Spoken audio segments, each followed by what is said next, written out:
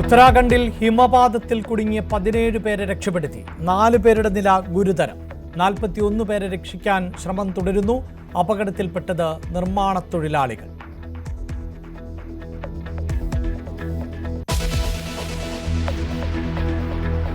രഞ്ജി ട്രോഫിയിൽ കേരളത്തിനെതിരെ വിദർഭയ്ക്ക് ഒന്നാം innings lead. Keralam 342 പുറത്ത് 98 റൺസ് നേടി സച്ചിൻ ബേബി.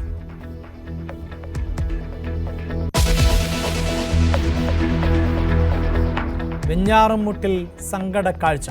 ഖബറുകൾക്ക് മുന്നിൽ തകർന്നിരുന്ന അഫാന്റെ അച്ഛൻ അബ്ദുൾ റഹീം. ദമാമിൽ നിന്ന് റഹീം നാട്ടിലെത്തിയത് രാവിലെ.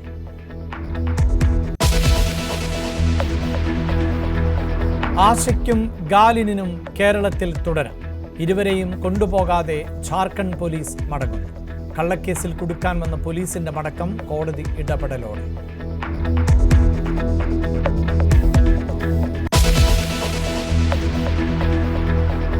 വിദ്വേഷ പരാമർശ കേസിൽ PC ജോർജിന് ജാമ്യം അനുവദിച്ചത് ഈരാറ്റുപേട്ട മജിസ്ട്രേറ്റ് കോടതി. ഈരാറ്റുപേട്ടയിലെ തീവ്രവാദത്തിനെതിരെ പോരാട്ടം തുടരുമെന്ന് ഷോൺ ജോർജ്.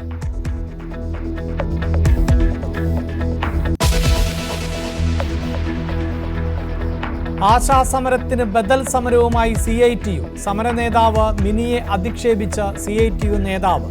നിയമസഭയ്ക്ക് മുന്നിലേക്ക് സമരം വ്യാപിപ്പിക്കാൻ ആശമാണ്.